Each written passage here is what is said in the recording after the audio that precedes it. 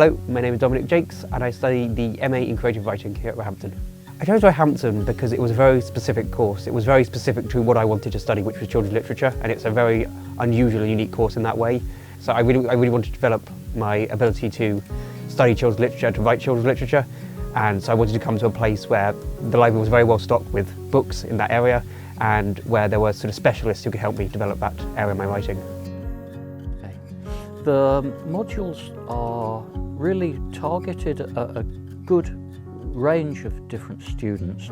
We've introduced 2 new modules this year. One of them is talking about really the kind of way to think about one of the modules is think about the fiction of fear, and it brings in horror and kind of psychological fiction, in which it would have been called genre fiction for many years, but the way that the world has changed, as everyone really knows now, is that Netflix and the world that we live in culturally, all of the kind of genre fictions that were considered to be peculiarly niche types of writing are now absolutely occupying the mainstream. Another module, one which I teach, is working around the ideas of transgressive writing and erotic writing.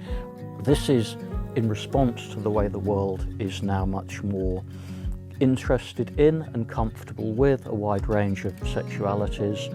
It responds as well to just a trend in student writing over the last decade, in as much as students have been coming more and more every year and producing for their final long creative piece work which is engaging with issues of identity, politics, place in the world, working with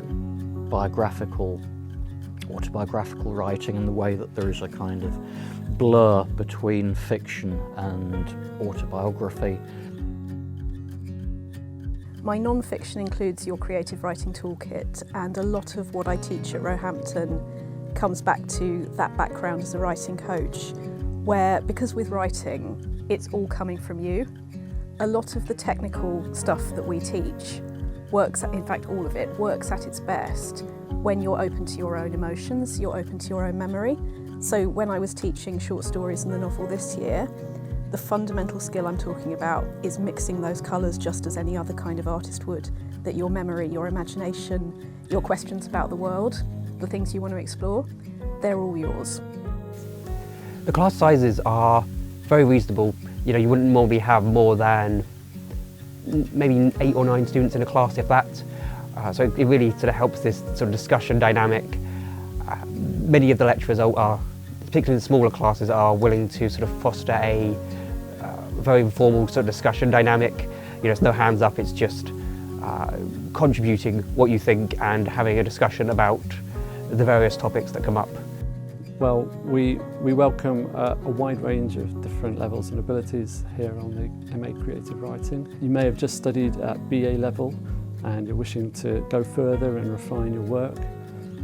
You may have been published already. You may be returning to university after a break in your studies. You might be thinking about pursuing further postgraduate study as well.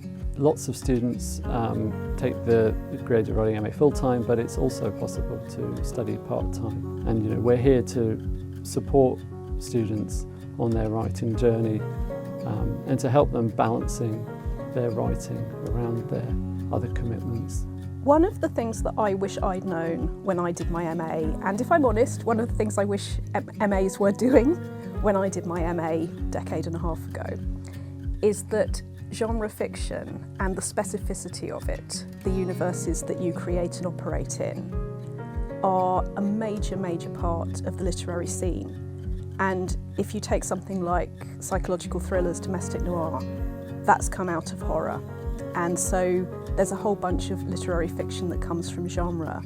And celebrating genre of itself and realising that that has a big market in the literary scene is something that commercially I can't believe more people aren't doing, but that's something that we're absolutely embracing. So if you are a fantasy writer, which many of our BA students are, so we know there is demand for this, this is the place to specialise in that.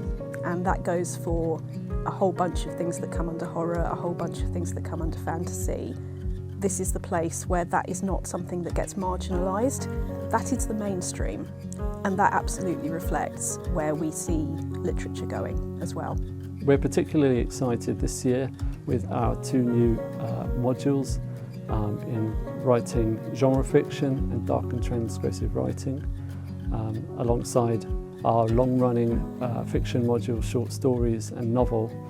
And at Roehampton, we've been running the MA since 2005, and we've got a long tradition of producing innovative writing.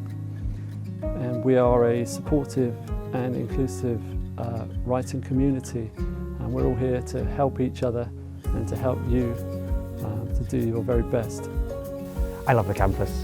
It's really beautiful. It's very green. There's a lake, there's several lakes actually. It's very nice to just go at the end of the day to go and sit by the lake, to look at the birds. And then Grove House is just this wonderful piece of sort of Victorian neoclassical architecture, and it's just brilliant. We think of students here as being creative writers, and obviously people come to learn, but on one level, when we're all in the room together talking about what we're writing, we're all equals in a way. I don't feel like I am in a position of greater knowledge or power. We're all people who are sharing ideas and looking to create as exciting and interesting a piece of work as possible. One of the things that I try to make sure students know so that they can be reassured by it in their own journeys to publication is that there are so many routes. Editors, agents, small presses, Big Five, what everybody wants is they want your voice. They are hungry for new writing that is good, and by good I mean is itself. So the fact that somebody is coming and taking their writing seriously and doing this is already a really, really, really good sign. What happens next is totally up to that person. But the way to do it, and the way that I did it, is I met people who were relevant to what I was writing. So it is all about knowing your voice, and it is all about taking that time to identify the people that you want to help you. It's not a guessing game, it's not I hope somebody else likes me. It's working out who am I, and finding a path and finding the contacts that are suitable and celebratory for what you are doing. And that is how I got published. That is how I continue to find my new markets. That's how I help other people find the ones that are right for them. I'm never trying to turn somebody into the writer that I am or publishing the thing that I will be doing. I'm turning them into them.